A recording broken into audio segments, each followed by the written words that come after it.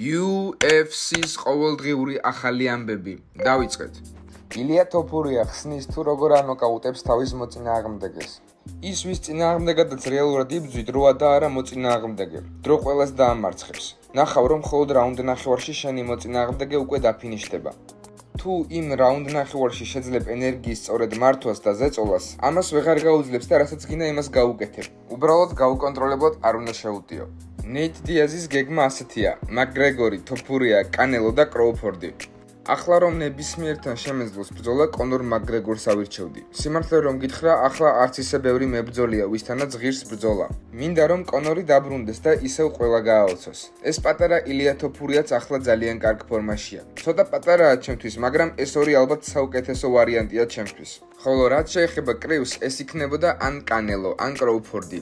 არაფერს ვითხოვ, მაგრამ როცა ვიღაცას სახეს გაუხედავ, მათზეც გადავა. სრული პატივისცემით. აი ეს არის ჩემი გეგმა. გავრცელებული ცნობებით, კონორ მაკგრეგორი დაბრუნდა ანტიდოპინგის ტესტირების პროგრამაში და გეგმავს UFC-ში დაბრუნებას. ტესტირების სისტემაში ვარ, ვემზადები ჩემი დაბრუნებისთვის. ვაპირებ ვიბრძოლო თეთრი სახლის ღონისძიებაზე. შემდეგ კიდევ ერთი ბრძოლა მექნება და მერე შეგვიძლია ვისაუბროთ. დემეტრიუს ჯონსონს დაღესტანში სურს ვარჯიში. ძალიან მინდა დაღესტანში წასვლა. ახლა რაც ყველაზე მეტად მინდა, ეს არის ამ სპორტსმენებთან ერთად ვარჯიში. ამიტომ როცა მომეცა შესაძლებლობა ისლამთან ერთად მევარჯიშავ, თქვი: "ჰო, ამის დედაც, წავალ და ვივარჯიშებ მასთან ერთად."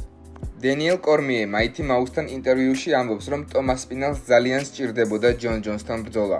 რაც არ უნდა გააკეთო, მომავალში ყოველთვის დარჩება სათქმელი, რომ მას ჯონ ჯონსი არასოდეს დაუმარცხებია. ტომას პინალი აუცილებლად აიღებს ქამერს, მაგრამ ის სიცარიელი ყოველთვის დარჩება.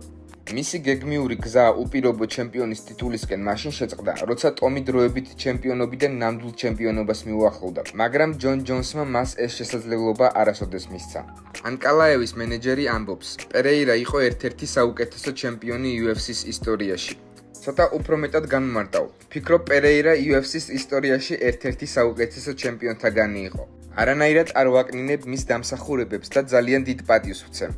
მაგრამ ამავდროულად ყოველთვის ფიქრობდი, რომ მაგომედ ანკალაევი მას მარტივად დაამარცხებდა. მე ყოველთვის ჩემს ბიჭებზე ვდებ ფსონს. ამბობს ალი აბდელაზიზი. შენ ეს არხი ახლახანს აღმოაჩინე, ამიტომ გამოიწერე. დღეისათვის კი სულ ეს იყო. ხვალ შევხვდებით. კარგად.